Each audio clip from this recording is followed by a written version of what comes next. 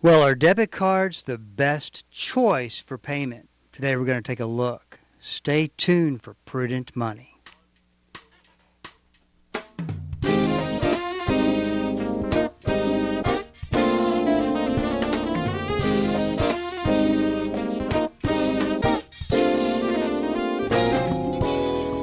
Good afternoon. This is Bob Brooks, and you are listening to the Prudent Money Radio Show. Thank you so much for joining me today. You know I do appreciate it. Listen, there's a couple of ways to get information, and we want to be your resource for information. Just follow the directions, shoot the question in, or schedule a phone call, and you'll see exactly what I mean.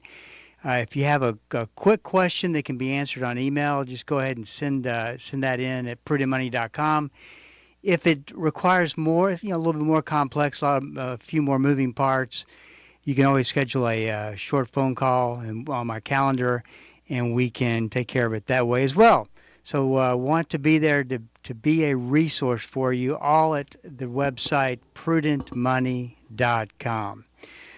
Well, it is very interesting to me to see the continued popularity of the debit card, especially when there are better, maybe better. You listen to the evidence and you decide yourself, but better alternatives might have a lot more protection in today's environment. This isn't a popular stance that I make against debit cards. I don't use one, and can't imagine starting the process of ever starting to use one. But there's a few very big reasons why, and I want to talk about it today and get your opinion on it. J.D. Power had to say in their latest report and about debit cards, about the popularity of debit cards, but you never hear the pros and cons of debit cards versus credit cards. There's a couple of things we're going to focus on. First of all, it's identity theft. It's in my opinion, a much bigger deal, a much bigger problem with a debit card than a credit card. That's the first thing. The second thing is, could the popularity of debit cards be getting us ready for a transition to the digital dollar? Let's take a look at some of the information that J.D. Power has written out in their latest Banking and Payments Intelligence report. It says debit cards still lead in customer satisfaction and utilization, even as the use of digital wallets have grown. The debit card is still king when it comes to overall utilization and customer satisfaction. Overall, 72% of customers say they use a debit card at the point of sale, either by tapping, dipping, or swiping their card in person or entering their account number online or in a mobile app. That's higher than all other payment methods, including cash, credit cards, and digital wallets. Debit cards also have the highest proportion, 68% of customers with a favorable impression of the payment method when compared with other forms of payment such as credit cards and digital wallets and buy now, pay later. Now, few thoughts, a few conclusions. First of all, 72% of customers say they use a debit card at the point of sale. That is in line with about the percentage of people who would, the population that would transition well to the use of a digital dollar. And if you think about it, what really is the difference between how most of us pay with a credit card or a debit card, or then if this was a cashless society? I mean, if you really think about it, there's not a whole lot of difference than using a digital currency like a digital dollar and the way that we're paying for items today. Now, where this really hurts people is the poor communities who depend on cash. How they navigate through all that, I don't know. But of course, there is a downside to the digital dollar or digital currency, and it is the ability for the government to have more control on our lives. So that's the downside to it. But my point being is that what people don't I don't think people are seeing is that there is a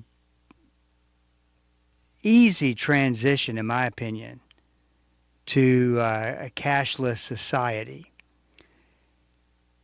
They talk about the association of credit cards. It's actually an association. Let me see if I can find it. The favorable impression of the payment method when compared with other forms of payment. I think because when people think of the debit card, they think of their bank account. They don't necessarily think about what goes along with a credit card, which could be a lot of debt. And granted, and I will definitely give this to you at one point. If you don't have a credit card that is free of any balances on it, this can't be used as an ongoing payment method to where you charge everything up in one month and pay it off in the next, then the debit card does make sense. If you don't have great habits when it and you have temptations to spend money when you carry your credit card around, then it makes sense to use a debit card. You gotta know yourself and you gotta know your limitations, your habits, both good and bad. I'm just saying that for this next reason, the one big reason why you want to consider using credit card over debit card, and that comes down to identity theft. And of course, identity theft is a huge deal. We've talked about it many times and we'll continue to talk about it to raise awareness of this. Let me ask you a question. Which one would you rather be faced with? A fraudulent withdrawal from your debit card or your bank account, which incidentally are the same thing, or your credit card? I look at the credit card as an identity thief basically borrowing some of your credit limit because if you call the credit card company, I don't really know of any credit card companies that don't have this, but they immediately, if there's fraud involved on any disbursement from your credit card, it's automatically taken care of right there on the spot. No questions asked. Doesn't work that way with the bank. The bank has a certain number of days, or you have a certain number of days to report it. I think it's 60 days. If you don't report it, to the bank, then you lose your ability to get that money back. And there's a little bit more. I think there's a little bit more in a situation where you use the debit card and the fraud has occurred that you have to kind of prove it up a little bit more so than a credit card because there's really no questions asked with a credit card. And the other thing is giving an identity thief direct access to your bank account. They can take every bit of that money out of your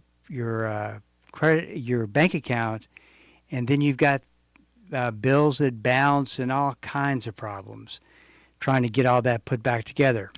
So to me, a credit card much better option than a debit card. However, having said that, you also have to remember that your own tendencies, and you got to have a card that you do not carry a balance on, and that can be paid off on a monthly basis.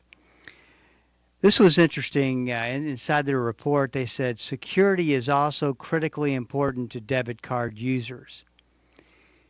Issuers whose customers say they keep them completely informed about security policies, protections, receive the greatest boost in overall performance. Now, that's what's interesting to me.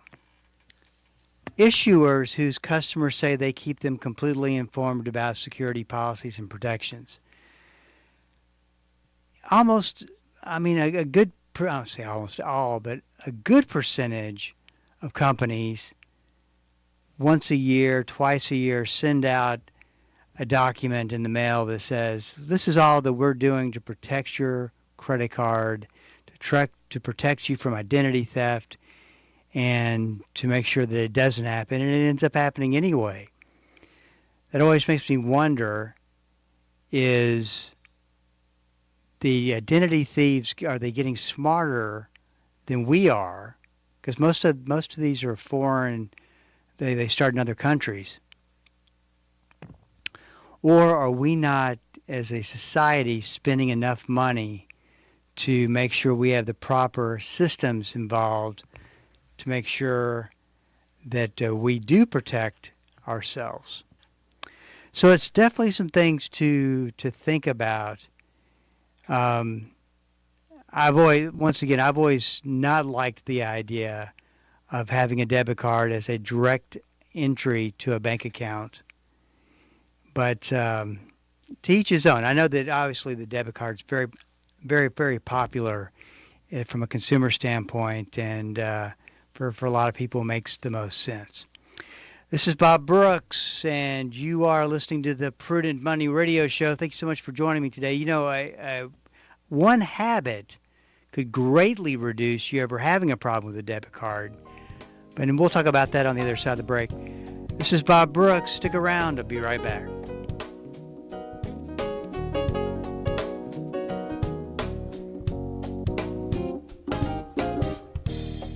Hello, this is Bob Brooks. Proverbs 22:3 and Proverbs 27:12 are the exact same verse word for word. I call them the stewardship verses of risk. A prudent person foresees danger and takes precautions.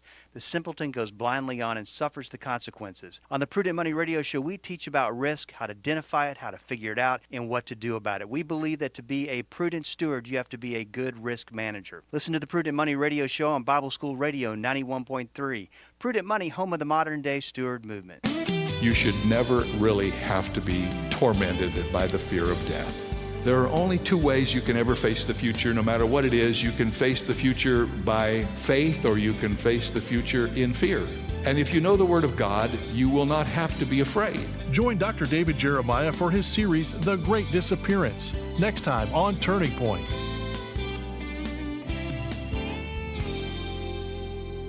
Weekday mornings at 9 o'clock here on KDKR. Dynamic, practical, life-changing. There's no point in going to church and not letting the Christ who gave birth to the church on the day of Pentecost change your life.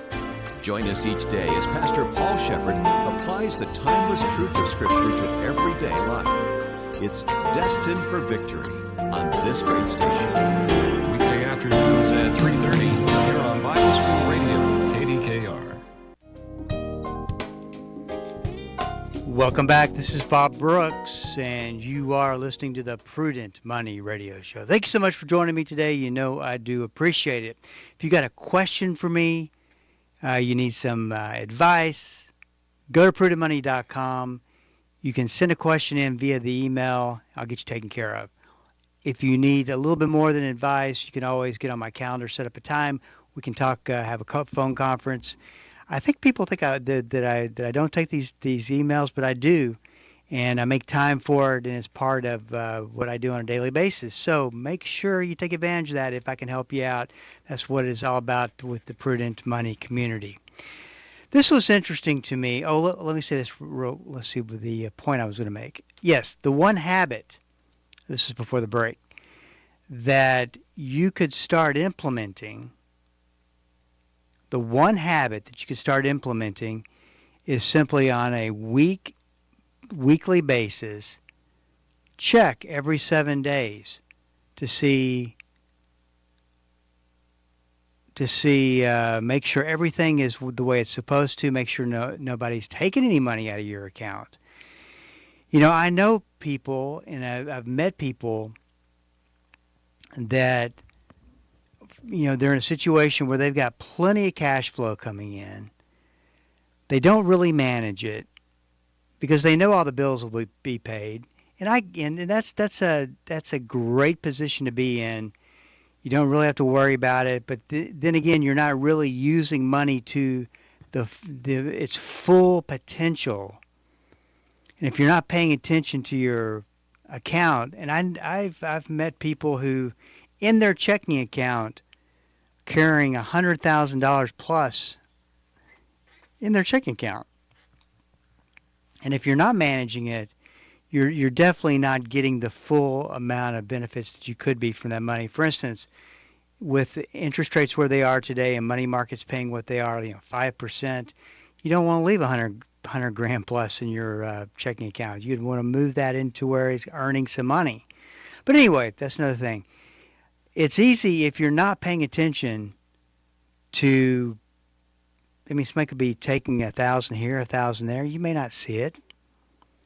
So even if just implementing some safeguards would make a big, big difference. Okay, so check this out, though, and you'll get the gist of it. It sounds a little complicated to me, and when I say it sounds a little complicated, I would love to see them try to implement this. But Visa announces changes to credit and debit card payments that could thin your wallet. Now, I'll talk about what that means. The biggest change coming for Americans will be the ability for banks to issue one physical payment card that will be connected to multiple bank accounts. Visa this last week announced major changes to how credit and debit cards will operate in the U.S. in the coming months and years. The new feature could mean Americans will be carrying fewer physical cards in their wallets and will make the 16-digit credit or debit card number printed on every card increasingly irrelevant. They will be some of the biggest changes to how payments operate in the U.S. since the U.S. rolled out chip-embedded cards several years ago.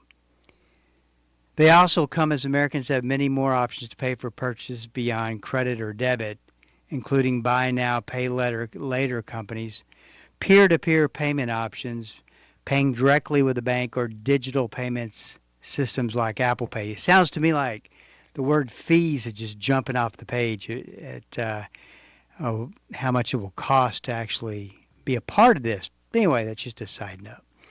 The biggest change coming for Americans will be the ability for banks to issue one physical payment card that will be connected to multiple bank card accounts. I think I already read that. Americans will be able to set criteria with their banks, such as having all purchases below $100 or with a certain merchant applied to the debit card, while other purchases go on the credit card. Now, I want to make a general observation. Above and below $100. This means people have got to think about what they're doing with their money. This means people have to be intentional about how they use their credit cards, how they use their debit cards, how they don't use, which bank, which account. And to me, all this racks up is fees for when you overdraft, or fees for when you get confused and you do something that's against the rules. It says some of Visa's new features are in response to online payment fraud, which continues to increase as more countries adopt digital payments. I had to read that like several times because which continues online payment fraud to increase as more countries adopt digital payments. So they're saying that the closer we get to more digital payments, which is more of what this is, there continues to be more of an increase in fraud. I guess I don't know, just real. It's it's coming whether you're ready for it or not. It's kind of one of those deals where it's going to happen. But it just sounds like the more that they complicate this, the bigger of a problem it's going to cause, more confusion. And if you've noticed one thing to be a theme is that banks make a lot of money off of confusion. Just saying. Something else too that I wanted to mention about the credit card versus the debit card is that the credit card, of course, the best way to create positive credit activity, which only helps your credit scores by using the credit card and paying it off. That's another reason why that I love cards like the American Express card, where you can just charge everything to it, create a big bill, pay it off, do it again, pay it off. That's positive credit activity, which is good stuff.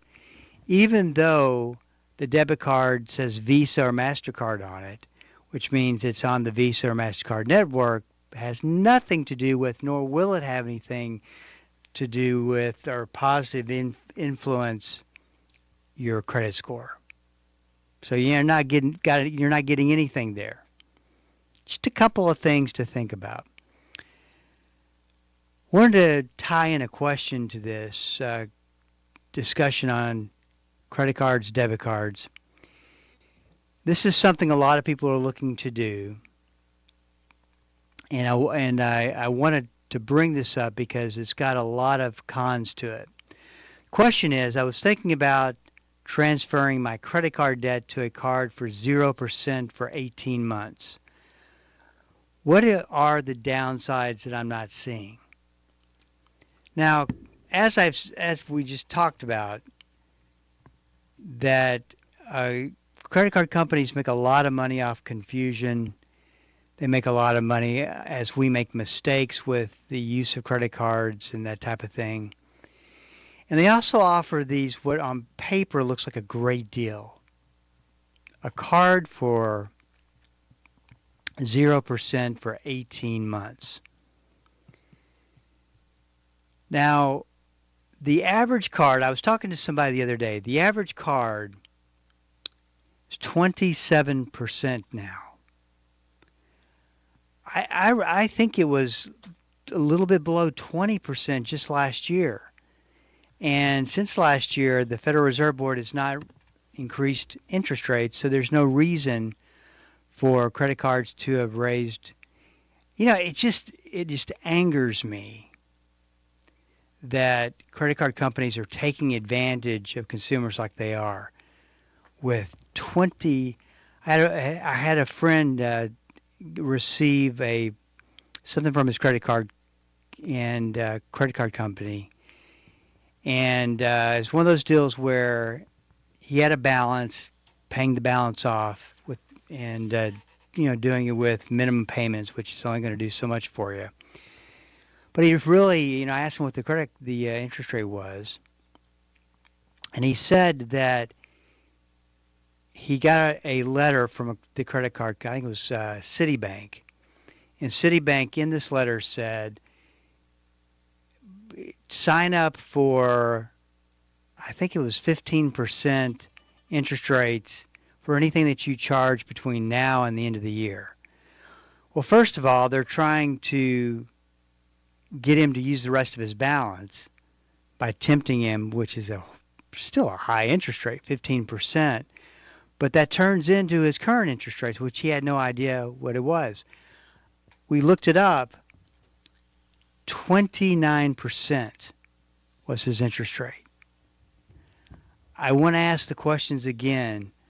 Will people default on these credit cards because they just don't have any other choice?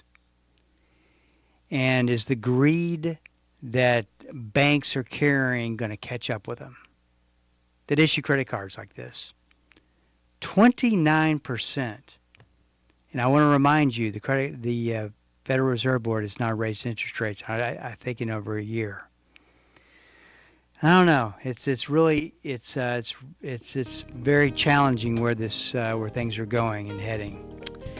This is Bob Brooks. If you have a question for me, please go to the website at prudentmoney.com and send it in, because we are all out of time. Till we do meet again next time, keep the faith and have a great rest of the day.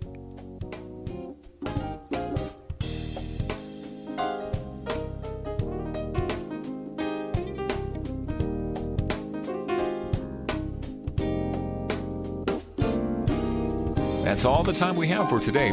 Questions or comments for Bob, or to find out more great information like what you've just heard, visit www.prudentmoney.com. Be sure to join Bob Brooks again for the next edition of Prudent Money.